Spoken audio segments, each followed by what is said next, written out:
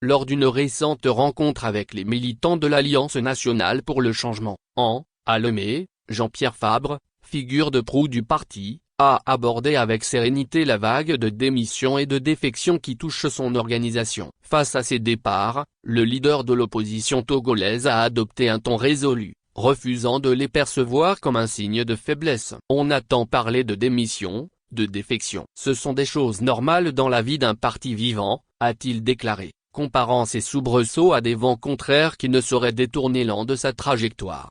Le président national de l'AN a également pointé du doigt des manœuvres extérieures visant à déstabiliser l'appareil de son parti, comme des bourrasques orchestrées pour faire vaciller l'avion de l'opposition. Les manœuvres de déstabilisation montrent que le pouvoir en place n'est pas tranquille avec l'AN. Nous faisons notre travail d'opposition réel. Rien ne nous impressionne. Le parti est debout, a-t-il martelé, sa voix ferme résonnant auprès des militants comme un appel à garder le capital. Réaffirmant la solidité de l'AN, il a insisté sur sa capacité à voler plus haut malgré les perturbations. Les manœuvres de déstabilisation montrent que le pouvoir en place n'est pas tranquille avec l'AN. L'AN fait son travail d'opposition réel. Le reste ne doit pas nous impressionner ni nous intimider. Le parti est debout pour affronter toutes les manœuvres de déstabilisation. Cela témoigne de la vitalité de l'AN, a-t-il ajouté, soulignant que ces turbulences ne font que prouver la vigueur de son parti dans le ciel politique togolais.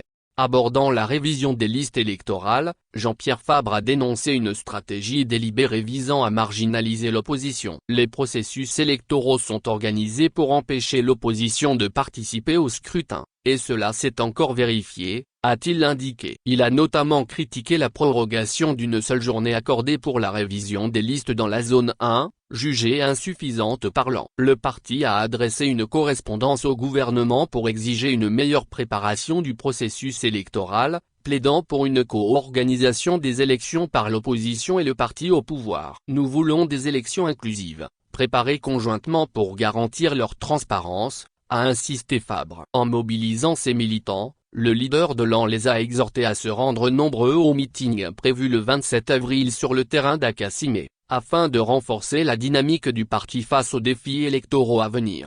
Actualité feature pays politique Togo.